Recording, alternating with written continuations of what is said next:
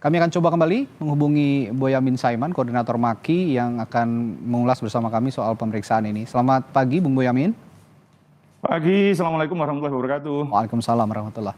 Ya, Bung Boyamin, Anda melihat pemeriksaan Hasto Kristianto sebagai Sekjen PDI Perjuangan saat ini, ketika kemarin belum atau tidak ada pemeriksaan yang intensif, tiba-tiba sekarang muncul dan memeriksa Hasto Kristianto. Apa yang Anda lihat? Gini, pengalaman saya ikut nyumbang penangkapan buron Pak Nur Hadi begitu. Oke. Itu tidak ada publikasi di level KPK.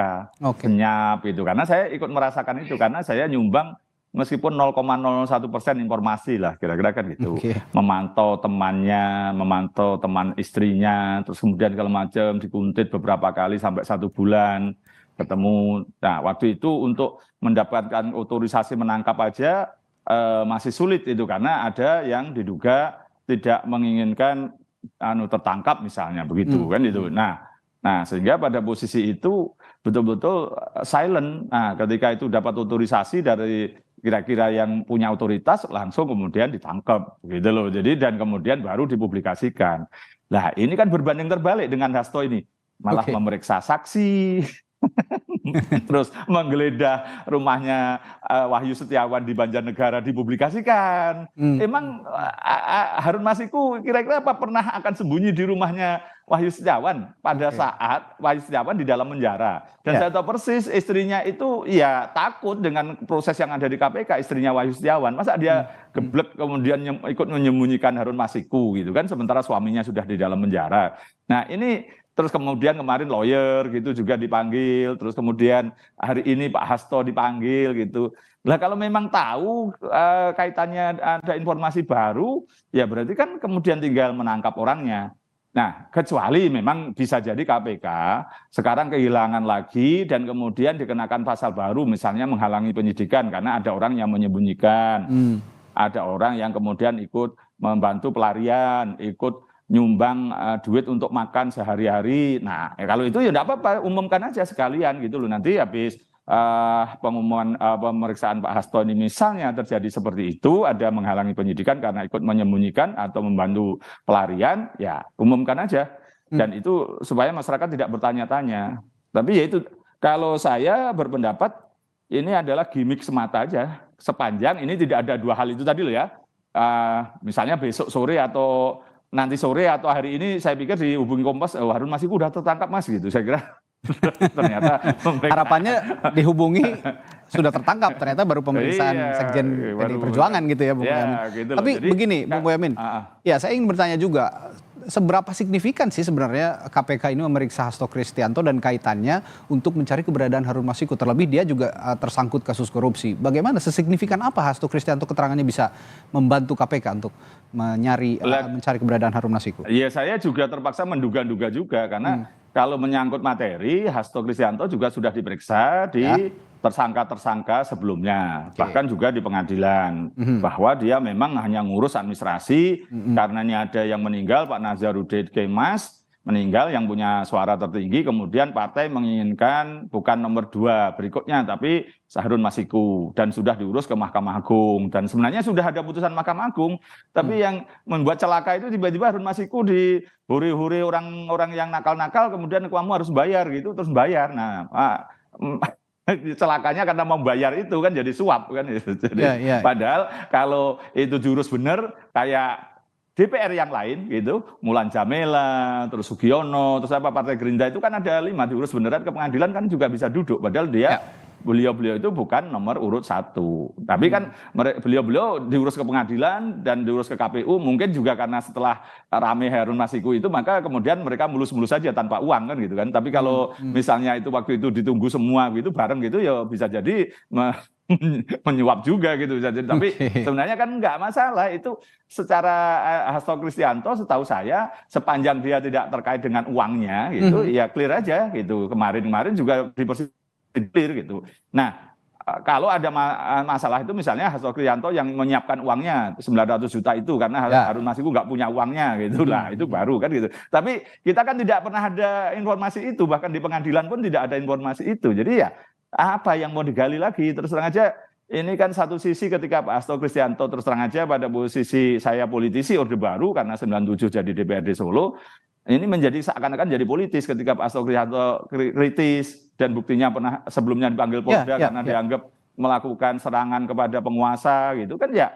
Ini berarti kan seperti menjadi politis gitu. Dan ini nampaknya Pak Hasto sangat enjoy malah ketika ditanya wartawan, apakah datang Pak Hasto? Datang karena yang membuat ini Pak Bu Mega kok saya kualat kalau nggak datang. KPK itu yang bentuk. Nah, itu menjadi seperti malah ini jadi nilai tambahnya, nilai plusnya itu kalau bahasa politiknya ini dikapitalisasi oleh Pak Hasto. Pak Hasto malah dapat nilai tambah ini nilai plus gitu. Dan satu sisi juga pinternya Pak Hasto mungkin juga akan disentuh-sentuh begitu gitu ya, sekalian aja cerewet aja nanti kalau dia diperiksa wah ini politis karena saya cerewet gitu. Nah, ya semua hal dalam politik bagi saya itu serba memungkinkan. Bahasanya sederhana gini loh, siapa memanfaatkan siapa, apakah Hasto memanfaatkan KPK atau KPK memanfaatkan Hasto kan gitu. Nah karena apa, pimpinan KPK yang sekarang bisa jadi ada yang ingin maju jadi pimpinan KPK berikutnya atau supaya KPK ini bisa dianggap kerja, maka memanfaatkan isu Harun Masiku dan Pak Hasto. Ya Pak Hasto kemudian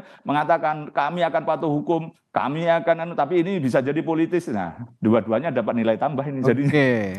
Simbiosis mutualisme karena memang lagi ada seleksi pimpinan KPK juga nih. Inilah yang tampak di publik kalau memang lembaga hukum dijadikan ajang berpolitik juga ini yang kita sesalkan sama-sama sebenarnya. Betul. Ya, tapi apa boleh buat? Tapi apa boleh buat? Nah, begini Bung Boyamin, tapi Anda sejauh ini percaya ya bahwa ini tindakan Harun Masiku, ini kita agak mereview sedikit ke belakang. Tindakan Harun Masiku dan kawan-kawannya ini juga tidak atas perintah partai, tidak atas benar-benar tidak diketahui oleh partai, murni individu dilakukan oleh Harun Masiku dan kawan-kawannya, begitu ya Bung Boyamin? Ya, versi saya sebagai politisi begitu.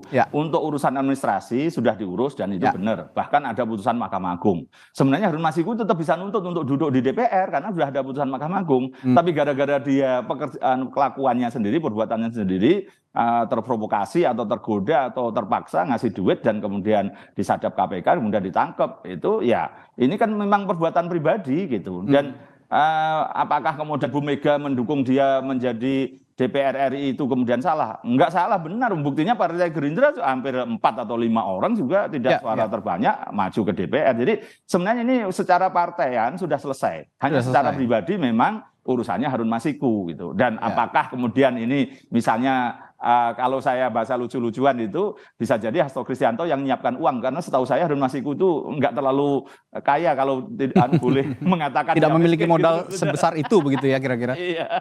Gitu loh. Jadi saya ragu kalau Harun Masiku punya uang segitu gitu, karena habis kampanye juga udah habis-habisan sampai dia bahasa saya sudah di Sumatera Selatan jauh dari Jakarta itu aja sudah saya tahu gitu, karena beberapa kliennya aja ya kliennya bukan klien orang-orang kaya gitu dan tidak membayar banyak juga selama jadi lawyer. Jadi ya nggak cukup uang itu gitu lah. Uang itu siapa yang minjami? Nah itu lah, kalau toh pinjam misalnya tidak ngomong kepada yang dipinjami, pada misalnya anggap aja pada Pak Hasto, terus ngomong saya butuh duit gitu aja, terus Pak Hasto minjami apa salah kan itu kan. Jadi ini dan saya yakin kalau dalam orang-orang politisi begitu umpama iya pun pasti ngaku tidak kan gitu kan.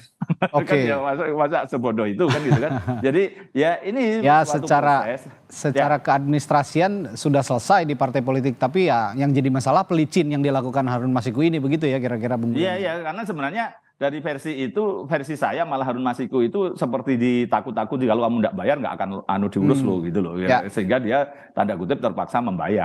Nah, saya ada satu catatan tersendiri lagi. Saya sudah menggelorakan, teriak bahkan, udahlah supaya ini tidak jadi beban politik, sidangkan in absentia oleh KPK, karena toh semua tersangka yang lain sudah disidangkan, maka tanpa harus kehadiran Harun Masiku, sidangkan in absentia, segera tutup buku dan tidak akan jadi goreng-gorengan. Itu jauh, bahkan 1 tahun sebelum pemilu, supaya saya tahu sadar nanti kalau menjelang pemilu pasti ini digoreng, setelah pemilu bisa digoreng gitu. Nah maka waktu itu saya teriak, bahkan saya mau menggugat pra peradilan supaya ini disidangkan in absentia tanpa kehadiran Harun Masiku gitu loh. Jadi kalau itu sebenarnya setahun sebelum pemilu ini sudah disidangkan, sudah clear, Harun Masiku dinyatakan bersalah, adalah dihukum 3 tahun atau 4 tahun.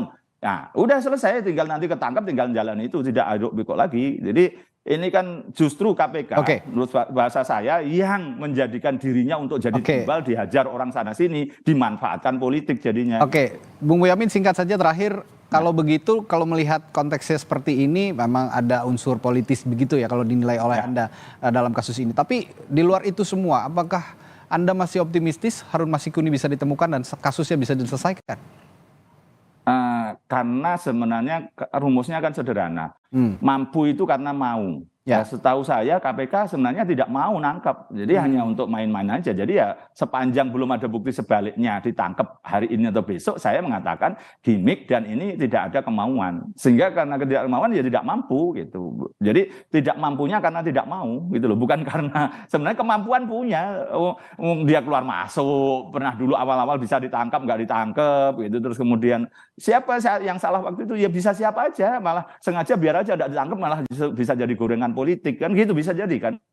Kita kan nggak tahu pada posisi ini ada orang yang punya kepentingan politik itu. Bahasa saya siapa memanfaatkan siapa. Tapi bukan berarti saya pesimis, tidak dukung KPK untuk menangkap. Saya mendukung penuh, berdoa juga untuk segera menuntaskan ini dan Harun Masiku bisa ditangkap. Dan saya sekaligus himbauan dari Kompas TV ini, saya mengatakan kepada Harun Masiku kalau mendengar, tolonglah segera menyerah dan kemudian jalani.